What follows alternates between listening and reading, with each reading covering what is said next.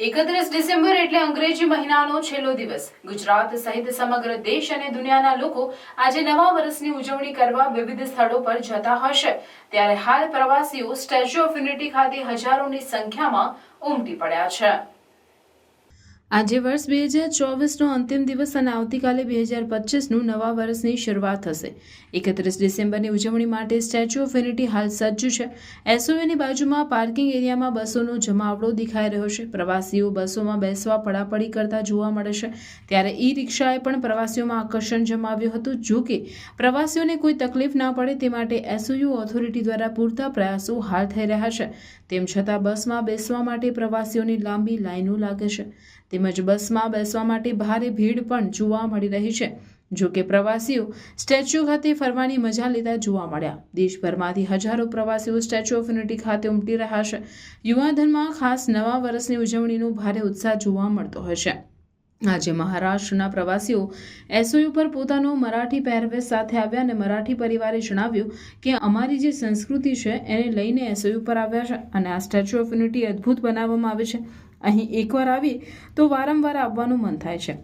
अभी छुट्टियों के हिसाब से आए, बच्चों के क्रिसमस न्यू ईयर की छुट्टियां है, तो 4-5 दिन पर यहीं पर रह के पूरे नेचर में हम चाहते हैं कि हमारे बच्चों को भी नेचर में ज़्यादा से ज़्यादा टाइम स्पेंड करें, ताकि उनका बॉडी और माइंड दोनों अच्छे से डेवलप हुए। और हॉलीडेज़ के हिसाब से बहुत अच्छी जगह है यहाँ, रमणा होटल में स्टे अच्छा है, वेरी कंफर्टेबल।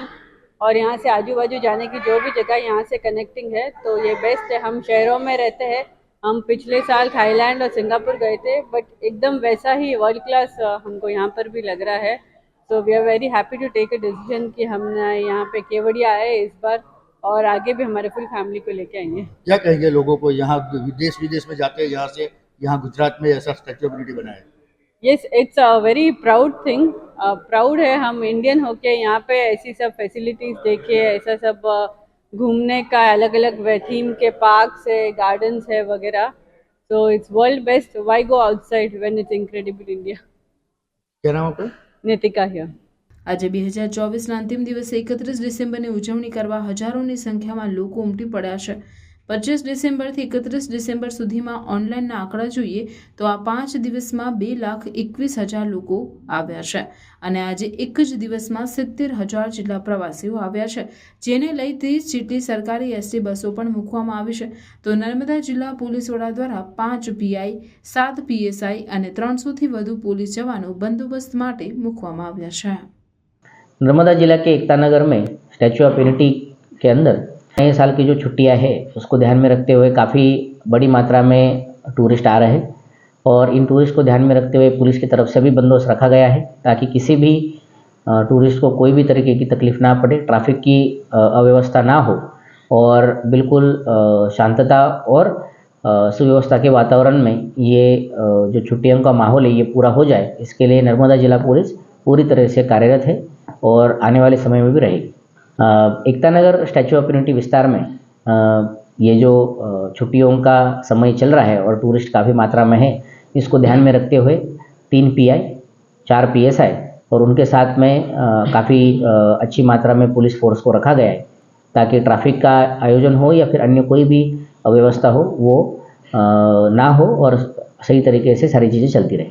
नर्मदा जिला की जो हद है वो महाराष्ट्र और गुजरात के साथ में लगती है, और महाराष्ट्र से जो 31 दिसंबर आ रहा है तब उस समय में दारू की और जो मूवमेंट होने की संभावना है उसको ध्यान में रखते हुए नर्मदा पुलिस काफ़ी तरीके से सतर्क है।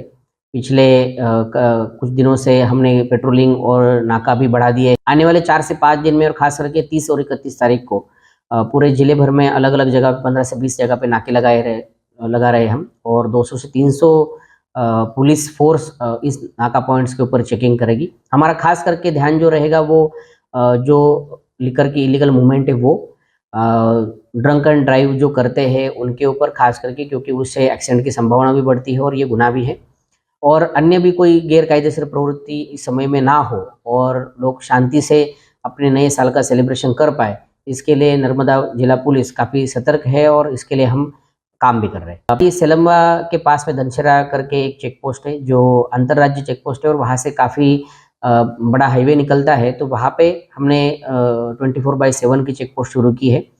और उस चेक पोस्ट पे बॉडी ऑन कैमरा और सारे चेक पोस्ट के ऊपर बॉडी ऑन कैमरा और उसके निगरानी में गाड़ियों की चेकिंग होकर ही वहाँ से गाड़ियाँ निकल सकती है। इस तरीके से हमने आयोजन किया है ताकि कोई भी प्रकार की गैरकायदेसर प्रवृत्ति सरहद पे ना हो।